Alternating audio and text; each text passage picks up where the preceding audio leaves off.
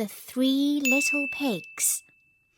It's about two very silly little pigs and one rather clever one. There was once a family of pigs. The mother pig was very poor, and so she sent her 3 little pigs out to seek their fortunes. The first that went off met a man with a bundle of straw, and he said to him, "Please, man, give me that straw to build me a house." Which the man did, and the little pig built a house with it. Presently came a wolf, and he knocked at the door and said, little pig, let me come in." To which the pig answered, "No, not by the hair of my chinny chin." The wolf then answered to that, "Then I'll huff and I'll puff and I'll blow your house in." So he huffed and he puffed and he blew his house in and ate up the little pig. The second little pig met a man with a bundle of sticks, and he said, "Please, man, give me those sticks to build a house." Which the man did, and the pig built his house. Then along came the wolf and said, little pig, let me come in." No, not by the hair of my chinny chin. Then I'll huff and I'll puff and I'll blow your house in.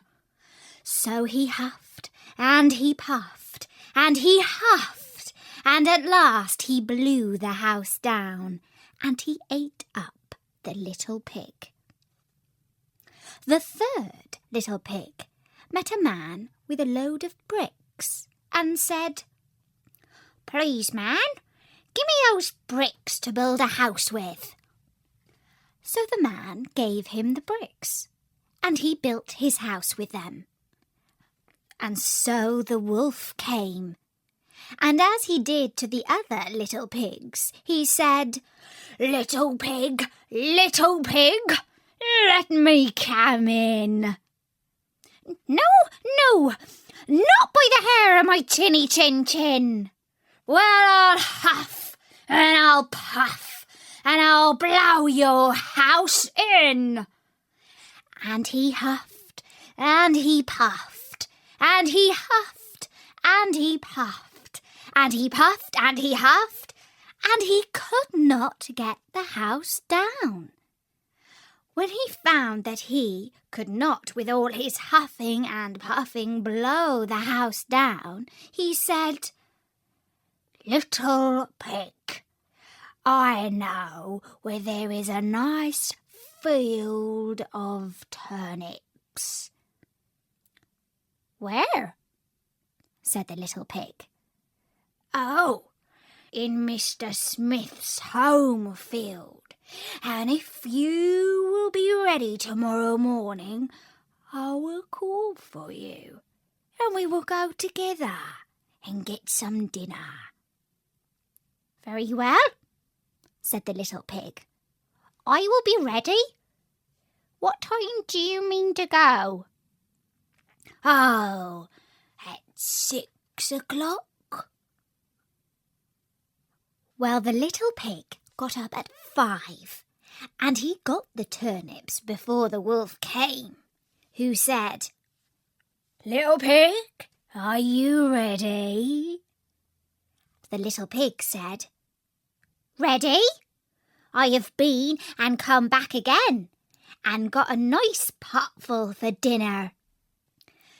The wolf felt very angry at this, but thought that he would get one up on the little pig somehow or other. So he said, little pig, I know where there is a nice apple tree. Where?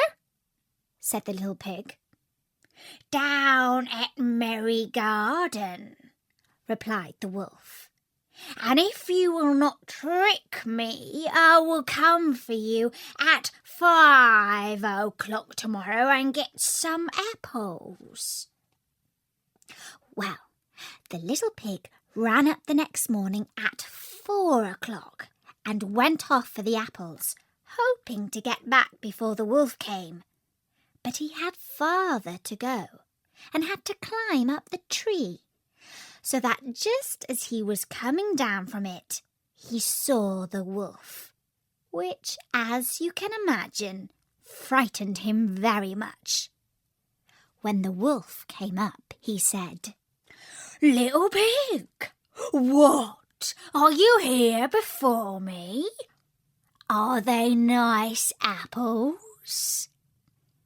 "Yes, very," said the little pig. "I will throw you down one." And he threw it so far that while the wolf was gone to pick it up, the little pig jumped down and ran home. The next day the wolf came again and said to the little pig, "Little pig, there is a fair at Shanklin this afternoon. Will you go?" "Oh, yes," said the little pig. "I will go. What time shall you be ready?" "At 3," said the wolf. So the little pig went off before the time as usual and got to the fair and bought a butter churn, which he was going home with, when he saw the wolf coming. Then he could not tell what to do. So he got into the churn to hide, and by doing so it turned round and it rolled down the hill with the pig in it, which frightened the wolf so much that he ran home without going to the fair. He went to the little pig's house and told him how frightened he had been by a great round thing which had come down the hill past him. And the little pig said, "Ha! I frightened you. I had been up to the fair and bought a butter churn, and when I saw you, I got into it and rolled down that hill." Then the wolf was very angry indeed, and said he would eat up the little pig and that he would get down the chimney after him. When the little pig saw what he was about, he hung up a pot full of water and made a blazing fire. And just as the wolf was coming down, he took off the cover and in fell the wolf.